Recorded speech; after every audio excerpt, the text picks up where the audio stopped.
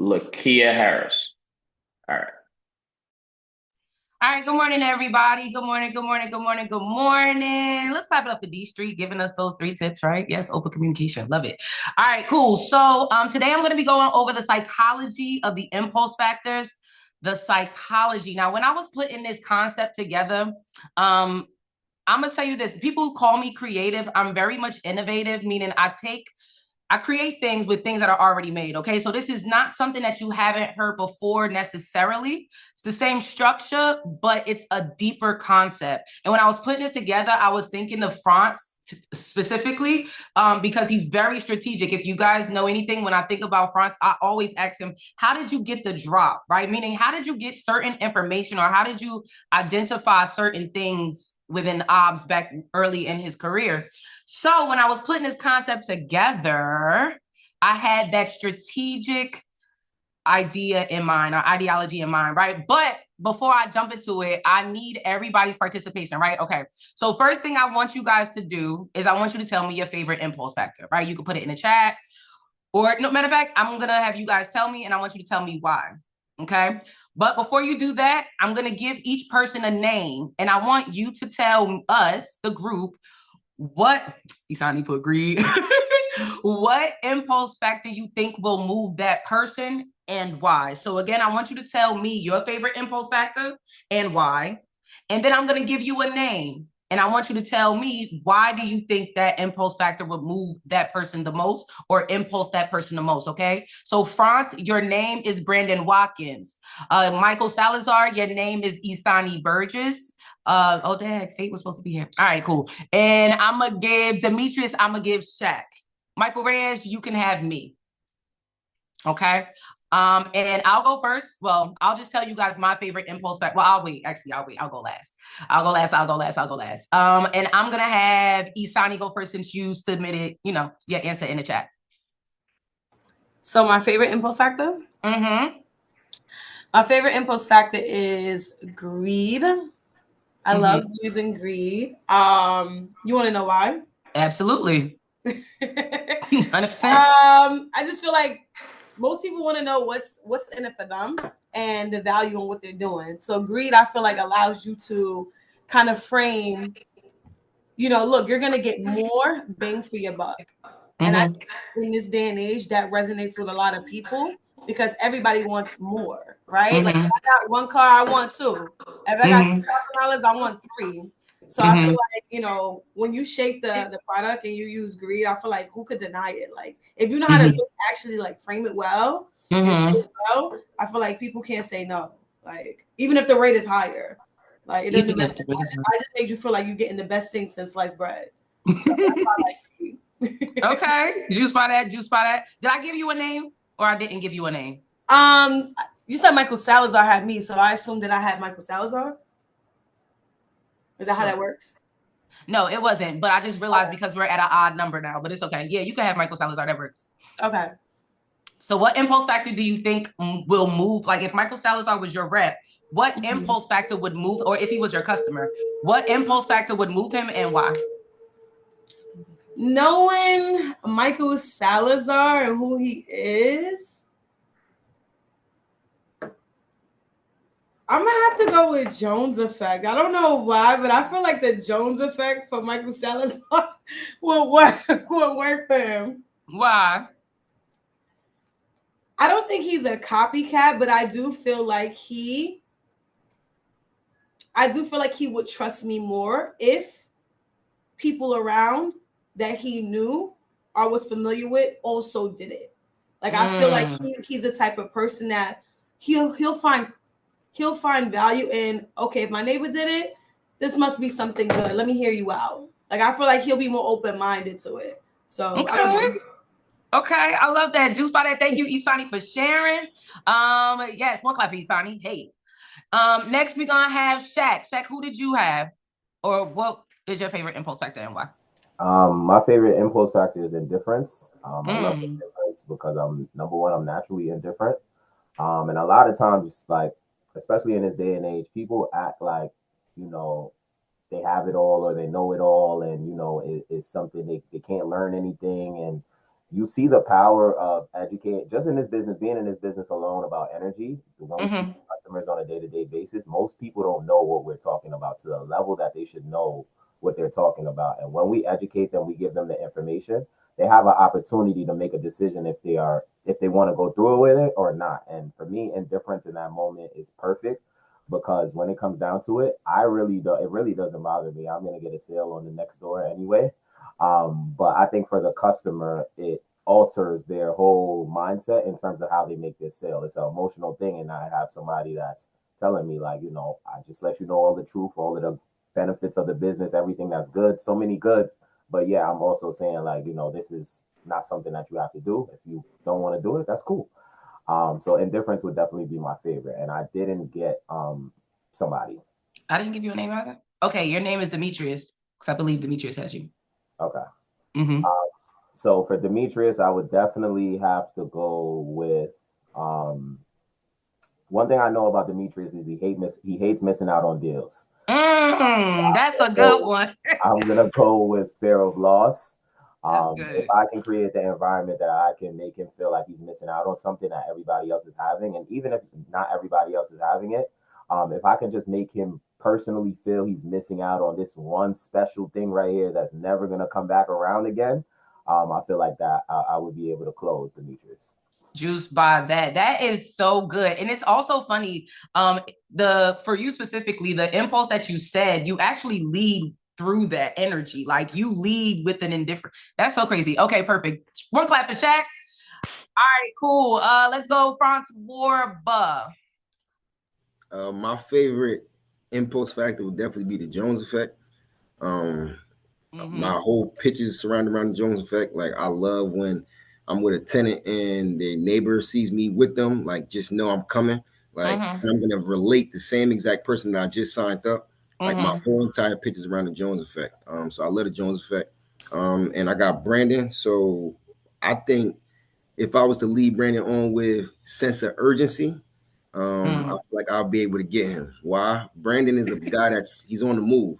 Come on now. He's on the move. Come on now. Catch him at the right time. Like he's home, no vacation, no nothing. He's not traveling, and I catch him, and I make sure that it's quick. I feel like I'll be able to. I'll snag his bill.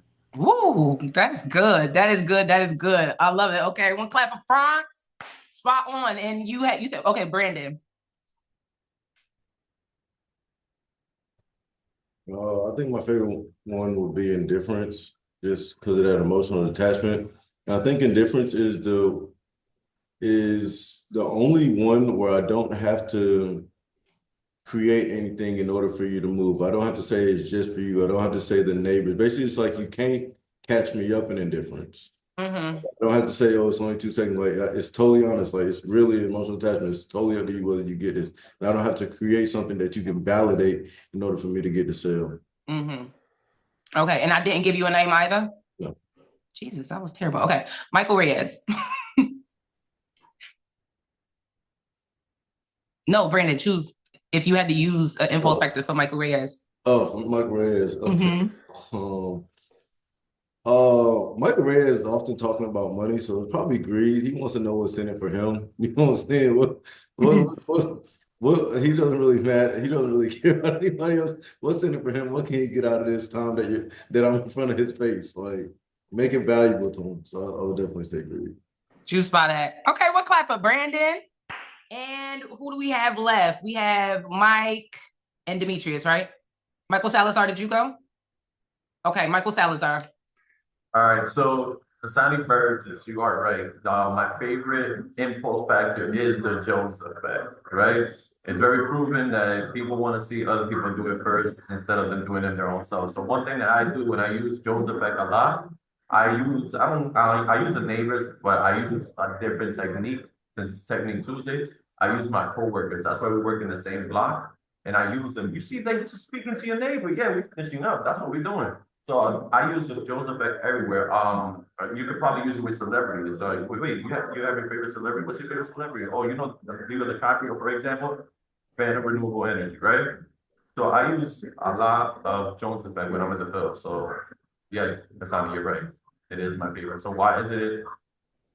No, you said why. Why? Which one is Isani's? If you had to guess, which one is Isani's? Even though she wrote in the chat and that just made it too easy, right? Okay.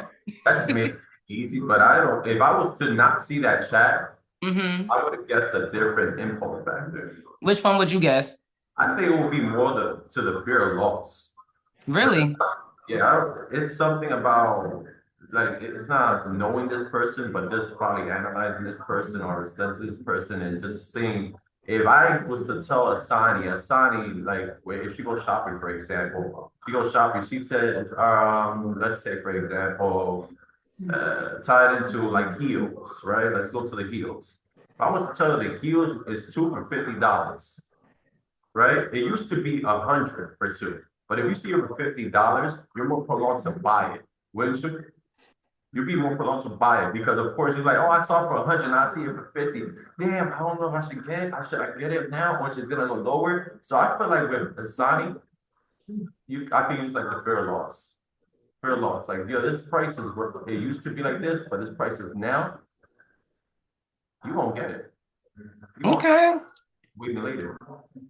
Okay. Juice by that one clap for Mike. Thank you for sharing, Mike. And last but not least, we have D and Mike Reyes. So let's start D. What's your favorite impulse factor? Who did you have? So these streets. My favorite is the Jones effect. My favorite is the Jones effect. I don't know how people make sales without using the Jones effect. So yeah, Jones effect, that's my favorite one. Yeah, favorite. Did I give you a name or no? Yeah, you gave me Shaq. Actually pretty hard. Really? Yeah, it's hard. I want to say Jones effect, but I don't want to say Jones effect. I want to say, you know what? With Shaq,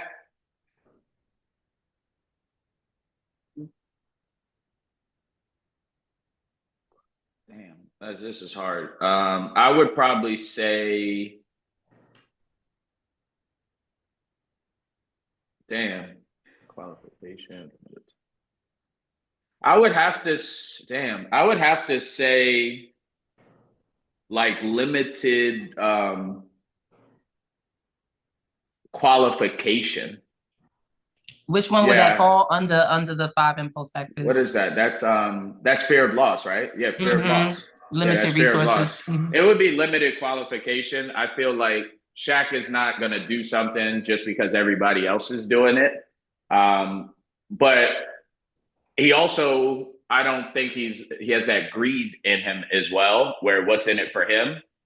But the reason why I'm going to wire it down to limited qualifications because he's more of a person like, to me on the outside, it's more of a person like, only these type of people get this. Like if these type of people do this, these type of people get this. So it's not because everybody else is doing it. It's not just about him, but I think I would get him to impulse him more if I use like limited qualification. Yeah. Okay. One clap for Streets. He cranked that thing out. He was thinking, all right, cool. And last but not least, Michael Reyes. Yeah, so my favorite, right? First, that's tough because I like honestly all of them and I use all of them, I feel like. But I'm really stuck in between sense of urgency and indifference as my favorite. But I'm probably because I'm like, quick, let's get this done quick. I gotta get to the next sale, 2 seconds, all that good stuff. But I would say my favorite would probably indifference. It will be indifference just because similar to like honestly what Brandon said, I really don't care if I get the sale or not. It's gonna be if you don't do it, somebody else will, right? So I walk around with that energy. Yeah, so it's my favorite. And then you actually gave me yourself. And if I had to pick one that I could use on you, I was thinking throughout everyone going, I was thinking throughout everybody. So I had time to think. The first one I was thinking like sense of urgency, but then I was like, no, you're gonna make time for something that you feel like makes sense, right? If it makes sense to you, you'll make time, you'll do it. I'm never in a rush. You'll ask questions, like I can picture you if I came to your house and I knocked it made sense. You'd be like, sit down on the couch. Yeah, I'll grab my bill. Like, I good. picture that being you, right? So I would go with greed, not because you want to know what's in it for you, maybe a little bit, but it's like you're a logical person, right? You're a logical person. So I would go with greed and tell you what's in it for you and how this is gonna, benefit you 100%. Yeah, so that's what I use. Yeah, that's definitely me. Thank you for sharing, Mike. One clap for Mike. Yeah. I'm definitely never in a rush. So sense of urgency would not. If you trying to rush me, that makes me be like, you're a scammer. So yeah, let's take some time. Tell me what I got to do. But thank you guys for participating. My favorite Jones.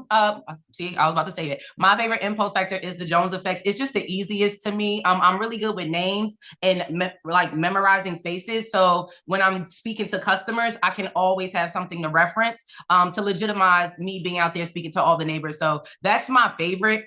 So thank you guys for participating. Now we're going to dive into the content. So like I said, I'm talking about the psychology of impulse factors. So like I alluded to earlier, when Shaq was talking about indifference, a lot of times when we're managing, right, you know how we always say sell and not tell, sell and not tell. What we mean is using impulse factors to motivate agents as if they were customers.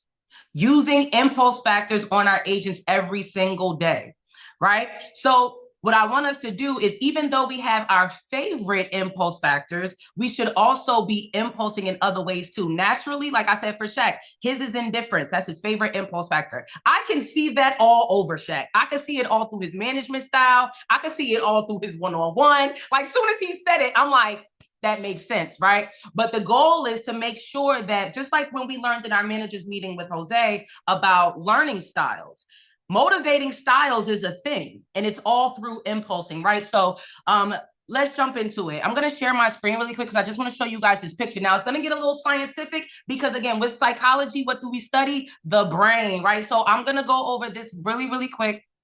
No, I'm not. I'm gonna take my time. Like I said, I don't rush for nothing. I was impulsing y'all just now. Anywho, let's jump into it. Let's see. Start podcast. There we go. Tell me when you guys can see it. Unmute your mic, please. I like that open communication, like Demetrius said. Those are my friends. All right, cool. Boom. So here we are, right? Can we see this? Yeah, we good. We good. All right, cool. So the psychology of impulse. The psychology of impulse revolves around how and why people make spontaneous decisions, often without fully considering the consequences. Impulses are driven by emotions, cognitive biases, and brain chemistry, right? So boom, this is a very simple prototype, like brain picture, obviously, right? So the brain and impulse control, the prefrontal cortex, which is right here, this pink, as you guys can see, prefrontal cortex. This part of the brain is responsible for rational thinking, self-control, and planning. When it's underdeveloped, as in children, or impaired due to stress, fatigue, and intoxication, impulse control weakens. Okay, so again, this is the prefrontal cortex. This is where most of your rational decisions are made, okay? Then you have the limbic system. Now, the limbic system is literally the I don't know how to pronounce it all the way, the amygdala, right? Now, this is the emotional center of the brain. Particularly the amygdala, responds to stimuli quickly, pushing for immediate action before logic kicks in. Okay, so again, I'm gonna refer to it as the limbic system, right? Which is the amygdala. This is where emotional-based decisions are made, okay? And then as you can see, the last one, the hippocampus, is involved with forming, storing, and processing memory, right? But we're not talking about that one today. We're just talking about the limbic system and the prefrontal cortex, okay? All right, cool. So I'm gonna unshare as soon as I figure out how. Stop sharing. There we go. Boom. And we're back. Okay, cool. So the other reasons why people will use impulses to make decisions, right? So again, we said it's emotional triggers and instant gratification, right? So with the emotional triggers and instant gratification, one feeling that people get from making these decisions is dopamine. The reasons why people make quick decisions is because of that dopamine that releases in the brain, right? So it's that, and then it's also emotional states. right? So that's stress, again, excitement, fear, boredom, right? Heightened impulsive behavior. For example, retail therapy is one of those actions that people use to gain, that is caused by emotion that releases dopamine in the brain, right? Last but not least, you have cognitive biases, right? So what are you biased towards? What are your beliefs? What do you want? Things like that, right? And when it comes to the present bias, people tend to prioritize immediate rewards over long-term benefits, right? That's the whole purpose of impulse. People want instant gratification and they prioritize what they want right now over what they need in the long run, right? Or loss aversion, fear of missing out, as we talked about and we're going to dive into, and then the scarcity effect, right? Now, that was the scientific version of impulse, but now to speak to our business and how we can use our impulse factors when we're motivating and inspiring and educating our teammates is as such, right? First thing you have to do is you have to identify what kind of customers we have. Now, we always say our agents are our long-term customers. So you have to identify what kind of customer you have and when. Now, the thing about being in management when we're impulsing, it's not like when we're at the doors. When we're at the doors, you just have that one interaction. So you could use that one impulse primarily, or you could use a compilation of all of them, right? But you have an angle, right? You have a specific angle at that door from 15 to 20 minutes. When you're in management, right? Every single day, it could be a different 15 to 20 minutes. Today, greed could work. Tomorrow, this could work. But the whole focus is being able to identify the type of customer you have, AKA the type of agent that you have, right? So I'm going to break it down for you, right? Let's start with greed, okay? Identifying greedy agents, right? We all know what they look like. If you don't, here they are. Greedy agents, right? Now, this is key concepts, okay? This is a key me concept, okay? You won't find this on the internet. You won't find this on TV. Zig Ziglar couldn't even come up with this. You hear me? Okay. Greed. These are for agents who love recognition, like I said before, instant gratification, and they love bonuses. I mean, that goes that goes without saying, right? Greedy. These are the agents like Katora. She exudes greed every opportunity. She's like, all right, well, Perez, we need a bonus for that. All right, well, we need a bonus for this. We need a bonus for that, right? Or people who just like incentives. It doesn't even have to be cash, right? But people who like incentives. Now, what you do when you notice that your agent always says, all right, well, what you gonna give me? All right, well, why should I? All right, so what you gonna throw 20 on it? What's up? You want me to do 10 pieces today? What you gonna do? Come on, let's, what you do when you notice you're having agents like that, or not even just in the business, if you're having a one-on-one and you can hear like they're being greedy in other areas of their life. For example, let's say one of your reps is telling you they're in an argument with their significant other, and you're like, okay, well, why are y'all arguing? Oh, because I want this and I want that, and they not doing it. Greed. Greed, okay? So these are like little indicators that you can use to impulse your guys. So when you have somebody who's greedy, right? What to do when selling an agent who is always looking for why they should do something or what do they get out of it besides pay, you have to package whatever it is you want them to do eloquently, but you have to leave them in some suspense. And how you do that, one, you create exclusivity, right? Like, all right, for you, like, I don't know, I'm not really supposed to be making side wagers. You know what I mean? You already get the PR bonus. You already get that. I ain't really supposed to be doing, matter of fact, I'll tell you later. Just do it. I'll tell you later. No, but I got you. You got to leave them in a little bit suspense, a little bit suspense, but you got to package that shit just like if you was at the door and you were like, okay, for you, I'm going to leave you this pamphlet.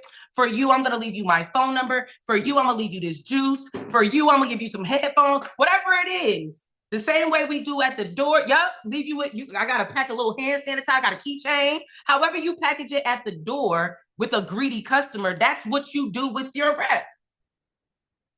And it's specifically when you need them to do more. Usually, because if you think about it, when people hit their quota, why should they do more? I did my job. So usually you have to package things a little bit more, right? And again, this has to be done every day, all day. Number two, right? Indifference. Now, we are in a generation of indifference like there's no other. I don't know what sign or what moon indifference is connected to, but we are in that year, okay? It seems like almost everybody that comes into our business got a sure, why not kind of attitude, right? Now, indifference, most cases they're not easily moved emotionally and are content with just doing their job. This is the people who are content with just doing their 15, their 20. They don't care if it's $300 or $700. They're not emotionally pushed by their goals. They're not emotionally pushed by income. They're not really emotionally pushed by anything, right? What you do when you have or notice that an agent is kind of super nonchalant, you trying to figure out how to spark that fire. You don't really know what moves them or how to motivate them. This is what you do. Just like a customer, here's where tonality and body language is a huge contributing factor. And Demetrius uses this shit all the time. Now, we look at it as reverse psychology, but in sales, it's not reverse psychology. It's impulse psychology. What he's doing is he's like, I mean, if you want, like, you don't have to. No. You don't have to, like, that's nothing but high level indifference in order to get people to perform or do more or whatever it is that he is asking them to do indirectly, right? And how you do so, what do? You mirror them. If someone is real nonchalant, just like when we're at the door, you don't give them a whole bunch of energy. Like, nah, yo, you gotta do it. Yo, you gotta do it. They're gonna be like, yeah, okay, like, whatever. And I learned that from my rep, Demetrius. I had to start chilling out. Demetrius chilled me all the way out. You know me, I'm excited. I'm like, come on, Demetrius, you gotta. He's like, yeah. But once I calmed down, I started mirroring him. Then I started getting him to push a little harder, go a little harder, do a little more, right? So you mirror them. And two, when it comes to your agents, I was about to say customers, your agents who are super nonchalant, you have to only use data and facts. Print that glance report, print that fucking prelim, print. Nothing but facts and data, because again, they're not driven by emotion. The hardcore facts, just lay it out on them, right? And then number three, what you want to do is give them all the options that they have, not just the options that serve you. Because sometimes when we're selling, we tell, like, just like we'll tell a customer, we won't necessarily tell them that day rate is a little higher, but we won't say it's low either. We just give them the option that serves us and get in that sale. And what happens is we do that with our agents as well. But when it comes to agents that are nonchalant, you have to give them all of their options and then put the ball in their court. Okay, so what happens if you do that? Okay, so what happens if you do this? And then lastly, when it comes to indifference, I use my influence. You have to use your influence. Meaning, well, what I would do is, these are your options, but what I would do is, what's the easiest thing for you to do or the safest thing for you to do is to make sure you do, if you're trying to raise that sales piece average, you don't have to go out this weekend because you're already on 20 for the week, so your sales piece average is 4. But if you're looking to raise it for real, what I would do is I would go out on Saturday and I would do 5. But those are the options. You could either leave it at the 4 or you could go and do a 5. But right now you're at a 3.9. So if you did do the 5, it would go up, but those are your options. Indifference. And then what happens? They go out on Saturday, they get that 5 piece and they raise their sales piece average. So again, you have to put all of their options out, not just that serves you. Okay. Next, we're moving on to fear of loss, right? Fear of loss. Now, these are agents who do not like missing out on anything at all, right? Usually are the ones that don't mind being held accountable for things either, right? So for example, the reason why I say that is because let's say I say I'm going to buy lunch for the team, or how we have our bonuses, right? Well, when we would be on closeout, Perez would be like, yo, you got to answer the phone. You got to answer the phone. He was creating fear of loss. If you ain't answer that phone and was in the right place at the right time, you missed out on $500. I was jumping for the phone. Oh, shit. Wait a minute. I'm on TPV. Hello. Wait. Hold on 1 second. Hello? Yep. No, I'm here. I'm here. On the call. Drop that. I need this 5. Okay? I need this 5. He was creating fear of loss. That's all he was doing, was creating fear of loss. Don't want to miss out on anything at all. Don't want to miss out on anything at all. And then why I say you can hold them accountable is because if they don't pick up the phone in this example, they go, man, I missed out.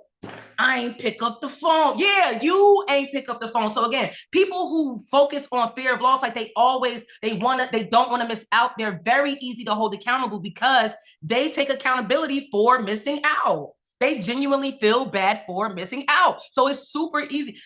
When you're in your one-on-ones and you want to hold somebody accountable, use the fear of loss. Use the fear of loss. Like, yo, I was trying to call you to help you. I was trying to figure out where you was at when you was in the field. You wasn't answering. I was going to shadow you. You said you ain't want me to shadow you. You said, nah, you ain't want to retrain. You said you ain't want to work or whatever, right? You can use the fear of loss to hold them accountable, right? Now, how you do that, right? Boom. We all know the basic generic fear of loss terms. One, this is the last one. This is the last one, right? Two, I don't know how long this will last, depending on what you're talking about, right? You could be talking about hand warmers, pamphlets, pens, badges. Hold on to this. Yo, this right here is a marketing tool. This badge right here, you see this? This badge right here, this is a marketing tool. I don't even know how many more we have of these. I don't think Shakita got any more of these. You got to use your badge. Why are you not wearing your badge? Right? Things like that. Also, take advantage now. My favorite fear of loss impulse factor that I use at a high level, or my impulse phrase, right? When I'm using fear of loss, Katora taught me this.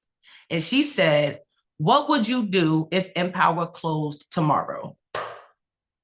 That shit shifted my whole entire perspective on acting now, do more now, do 60 pieces now, do 40 pieces now, run it up now, because she used to just sprinkle it in there sometimes. Like, what would you do if Mpower closed down right now? Or what would you do if Mpower closed tomorrow? That will change somebody who doesn't want to miss out on the opportunity to make 6 figures by going door to door, educating people on renewable energy. That will make somebody not want to lose out on the opportunity if you plant that little seed, right? So again, for the people who focus on fear of loss, what you do is you can also push a deadline a day or two in advance, right? So if you know something is coming up, for example, the review bonuses, right? None of your offices taking advantage of the review bonus. That's because they know it's not over, or the winter bonus. They know it's not over until the end of the month. Nah, push the deadline up. Push the deadline up. I think we just got word in. They might actually be cutting it short because a lot of people, especially in the Cincinnati, they're making way too much money. And the DC also, they're making way too much. So you might want to use it now because I don't even know if it's going to be here next week, to be honest. I don't. Use it. Create some scarcity. Right? And then, yeah, like I said, create temporary scarcity in resources. All right. Next, we have the Jones effect. Now, y'all heard that song by Brandy? I want to be down with what you know. These are the people that want to be down. These are the people that want to be down, okay? Yeah, E. Yeah, E. That's what I'm talking. See, that's the Isani I met. That's the Isani I met right there. But no, I want to be down, right? They got to be in the mix. Now, the thing about the people who like the Jones effect, they're not always the leader and they're not always the super popular ones. They're the people around them. You know what I mean? Can everybody do like this? Can everybody like round them? I might swerve in that corner. Whoa. Yeah, them people, right? Them. They're the people that they're not always the most popular. They're not always the leader, right? Now, people always get it confused. Like the Jones effect, that means like if everybody else is doing it, so they automatically assume because the other people are doing what they're doing, that they're the what? No, it's about the people.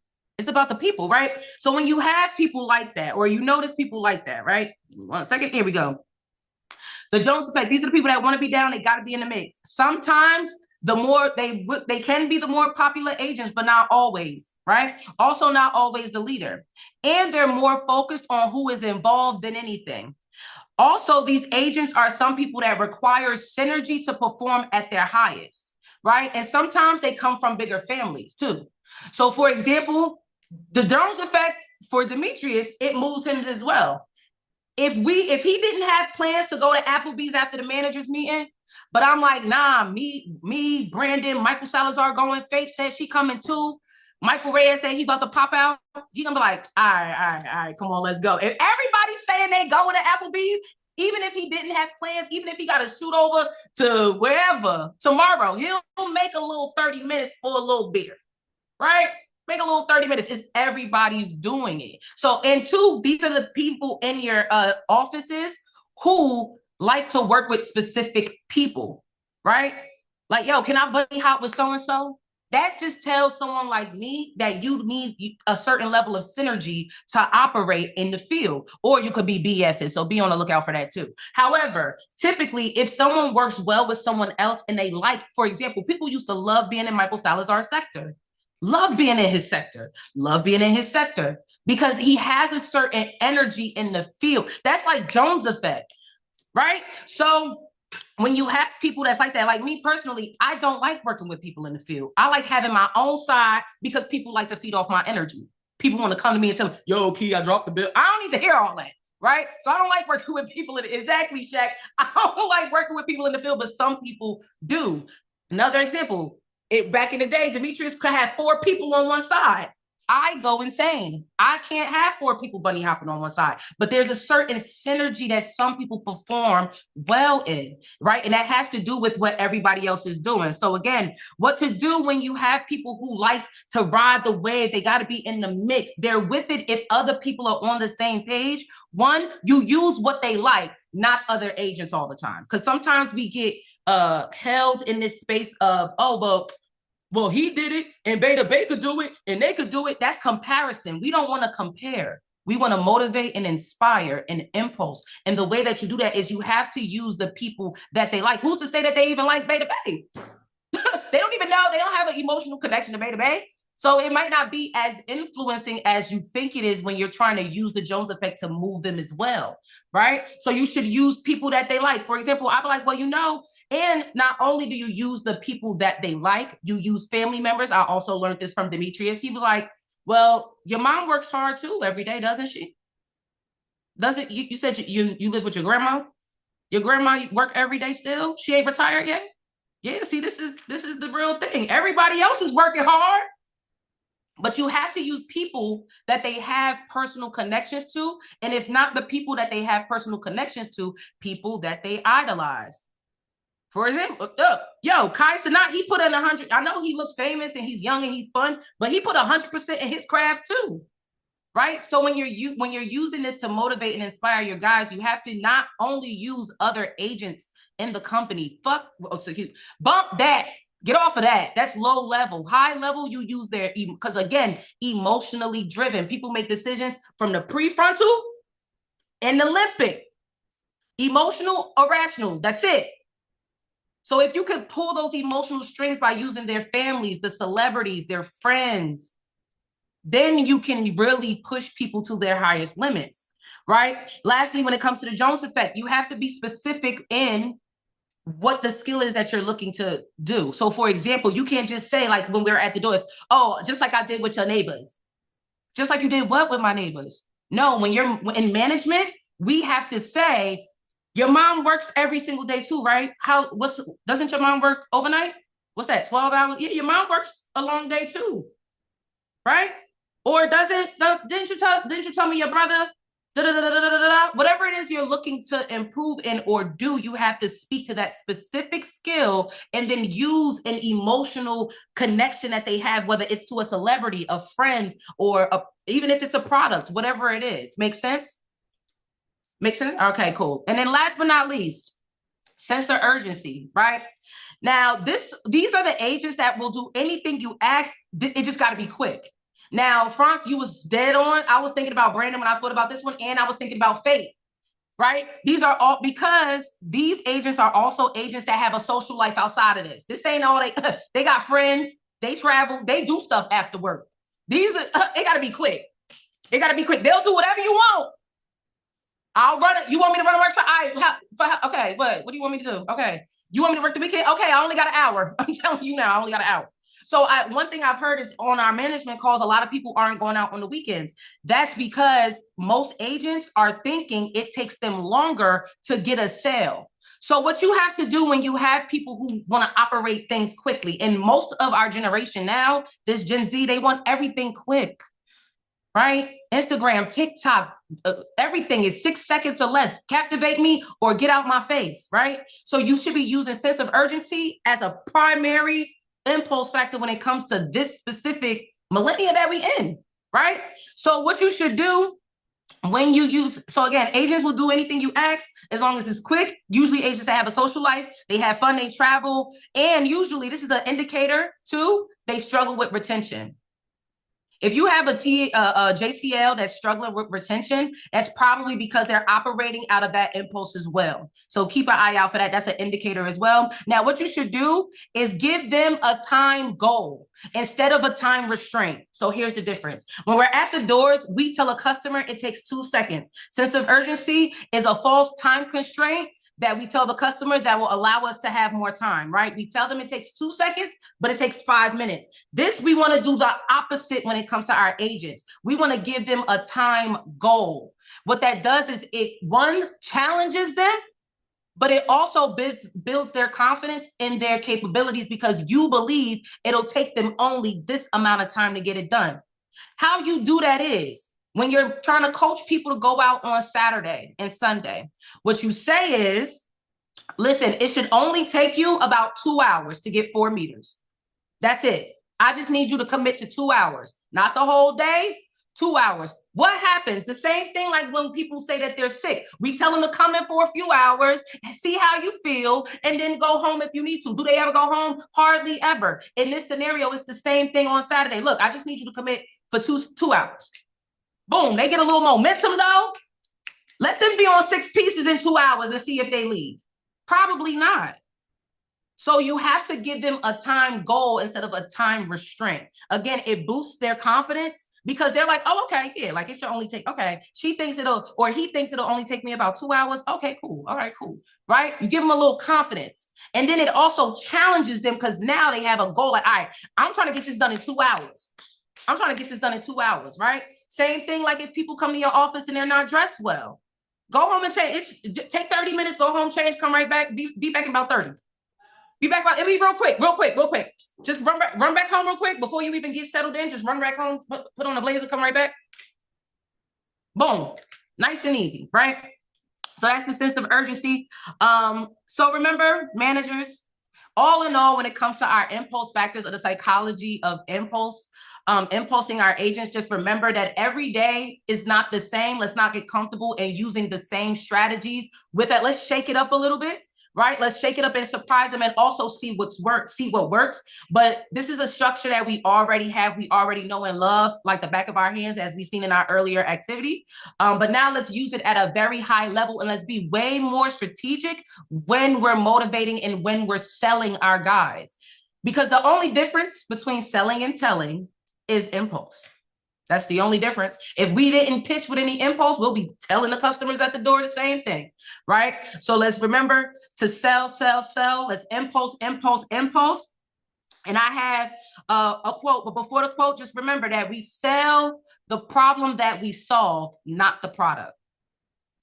We sell the problem that we solve, not the product. So whatever that looks like in the development area of each agent's career, you're selling the problem that you solve, not necessarily the result, not necessarily the whatever it is, the amount of meters, the amount of money. Yeah, that's cool, but we're solving a problem with that.